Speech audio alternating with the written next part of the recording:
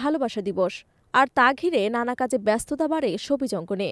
দর্শকদের উপহার দিতে তারকা অভিনয়শিল্পীরা লেগে পড়েন নতুন সব রোমান্টিক নাটক কিংবা শর্ট ফিল্মের কাজে। এর বাইরে দিনটি উদযাপন ব্যক্তিগতভাবেও নানা পরিকল্পনা হাতে রাখেন তারা।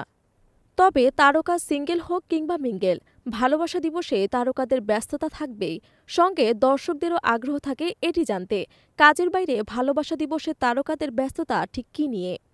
সম্প্রতি ভালোবাসা দিবসের পরিকল্পনা নিয়ে কথা বলতে গেলে দেখা গেল অভিনেত্রী কুসুম শিকদারকে। সিনেমার প্রযোজনায় মন দিয়েছিলেন কুসুম শিকদার, অভিনয় করেছেন। সম্প্রতি তার প্রযোজিত ও অভিনীত নতুন ছবি শরতের জবা মুক্তি পেয়েছে। এখন কাজ শেষে মুক্ত সময় কাটাচ্ছেন এই নায়িকা।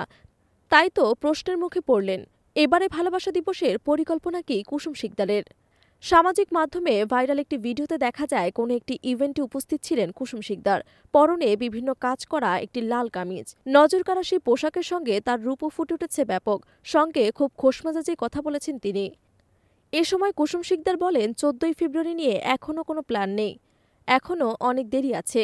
প্রেমের জন্য ডেট করতে যান কিনা এমন প্রশ্নের উত্তরে মজার ছলে অভিনেত্রী বলেন, হ্যাঁ যাই, দেশে এবং দেশের বাইরে সব জায়গাতেই যাই। প্রেম বিয়ের সামনে এনে আলোচনায় থাকতে চান না কুসুম শিকদার। বরাবরের মতো বিষয়টি এড়িয়ে গেলেন এই অভিনেত্রী। এরপরও প্রেম নিয়ে বলেন, শিল্পীদের মনে প্রেম থাকতেই হয়, প্রেম না থাকলে ক্রিয়েটিভিটি আসে না।